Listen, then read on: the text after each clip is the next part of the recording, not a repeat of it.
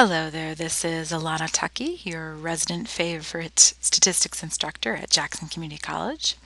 And this is going to be the first of several parts of a tutorial that goes through Course Compass. Course Compass is the location of our course. Now let's see here.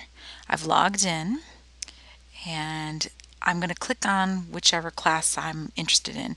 I happen to have a lot of classes here because, well, I teach way too much, but you'll probably only have one or two classes here if you've ever used my MathHub before. So I'm going to click on Math133.I1.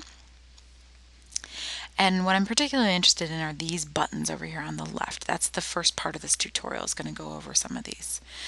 So the first button is the announcements button, and that's what you're seeing out here. Is an announcement. This is from me. You can see it's posted by Alana Tuckey.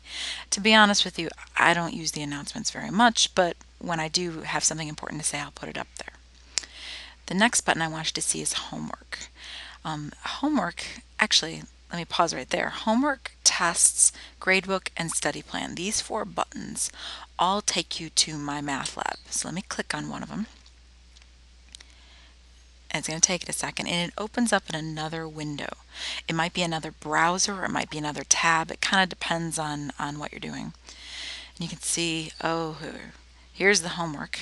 Uh-oh. These ones are past due and I didn't do them. That's not good. And then these ones are still active. I still have time to do these. Wonderful. Now I'm going to talk more about how to do the homework in another tutorial. So I'm going to go back to Course Compass. So you can see this is my math lab. This is Course Compass. Course Compass is the overarching course, and my math lab is like an extra added feature into Course Compass. All right, so there's that. Let me click on tests, and what that does, you can see it's changing it over here. So if I click back here, oh, there are the tests. You could have done the same thing by clicking up here. Homework gets you to homework, tests gets you to tests. And you can see, ooh, I didn't take the first two tests. I'm not very good in this class. And then chapter 3 test and so on. There they are. You only have one attempt, and it tells you the time limit. Down here, there are some sample tests that you can take for fun, just to study, just to practice getting better at questions before you take the exams or before you take the final. One thing to note here, just on a side note, the chapter 1 test, for example, I cut section 1.6 from the homework, therefore I don't put it on the test here. But I have no control over these down here. The sample tests are actually created by the publisher. So 1/6, the section, still shows up on the chapter 1 sample test, even though it's not going to show up over here in the actual test. So you'll have to watch out for those. If I cut a section from the book, that means that they won't show up on the test, they won't show up in the homework, but they will still show up here in the sample tests and quizzes because I can't get rid of them. Awesome.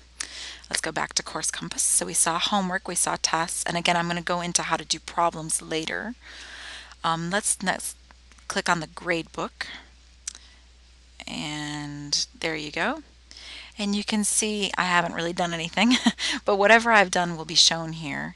And this is where you go to review a test. So if you've taken a test and it's past the due date, there'll be a little link here that says review. So after the due date, you can look over your tests and double check your answers. And of course, that's always a good idea because 1, you want to learn what you did wrong, but 2, you want to get it right.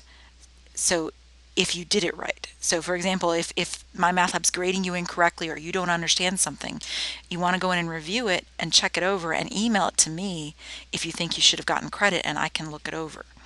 So homework's no big deal because you can do and redo homework. But for tests, you can actually review them, make sure you got all the credit you deserved, and if you didn't, then you need to get a hold of me via email. The last thing to show you in this tutorial is the study plan. Now the study plan is over here again in my math lab, and what's nice about this is it's by chapter and by objective, just like this. But you can do this, for example, I can work in chapter 1 even though the chapter 1 homework has already been due. I can still do the problems in here.